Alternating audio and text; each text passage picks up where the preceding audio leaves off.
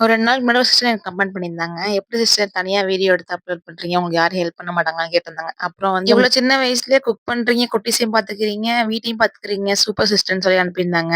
First என்னோட videos இவ்வளதையும் பார்த்து எனக்கு இவ்வளோ தூரம் கமெண்ட் பண்ணதுக்கு ரொம்பவே தேங்க்ஸ் சிஸ்டர். ரொம்பவே ஹேப்பியா இருந்துச்சு இந்த கமெண்ட்ஸ் பார்க்கும்போது எனக்கு. அதுக்கு நான் பண்ண ரிப்ளை வந்து, "அப்படிலாம் ஒண்ணும் இல்ல சிஸ்டர். அப்படியே பழகிக்க வேண்டியது தானே" அப்படிங்கிற மாரி தான் அனுப்பியிருந்தேன். அதுதானங்க உண்மை. எனக்குமே ஸ்டார்ட்டிங்ல ரொம்பவே கஷ்டமா இருந்துச்சு. அதுவும் இல்லாம வீட்டு வேலை பார்க்குறது, அப்புறம் வந்து மணி குடுத்தாங்கன்னா, அத கொஞ்சம் சேவ் பண்ணிட்டு வீட்டுக்கு தேவையான ஜாமான் வாங்க தெரியாது. அப்புறம் குட்டீஸ் சுத்தமா எனக்கு பார்க்கவே தெரியாது. அதுல 0 நாலேட்ஜ் தான். ஆனா குக்கிங் மட்டும் அப்ப வீட்ல இருந்தே பண்ணுவேன். அம்மா வீட்ல இருக்கும்போது குக் பண்ணுவேனா, அதனால எனக்கு பெருசா கஷ்டமா இல்ல. எனக்கு பழகிருச்சு. ரொம்பவே கை வந்த கலை நமக்கு சமையல்ங்கிறது மட்டும். மித்தபடி எல்லாமே கொஞ்சம் கஷ்டமா தான் இருந்துச்சு. அதுவும் ஆரம்பத்துலலாம் எனக்கு ஒண்ணுமே தெரியாதா, சும்மா ஜாலியா இருந்துட்டு இருப்பேன். அது 1 இயர் போனதுக்கப்புறம் பாப்பா பொறந்துட்டா. அந்த டைம்ல வந்து அந்த லேபர் பெயின் இதுதான் இருந்துச்சு. மித்தபடி வேற எதுவும் இல்ல. அப்ப அம்மா கூட இருந்தாங்க. ஆனா தம்பி பொறந்ததுக்கப்புறம் ரொம்ப ரொம்ப சிரமப்பட்டுட்டேன்.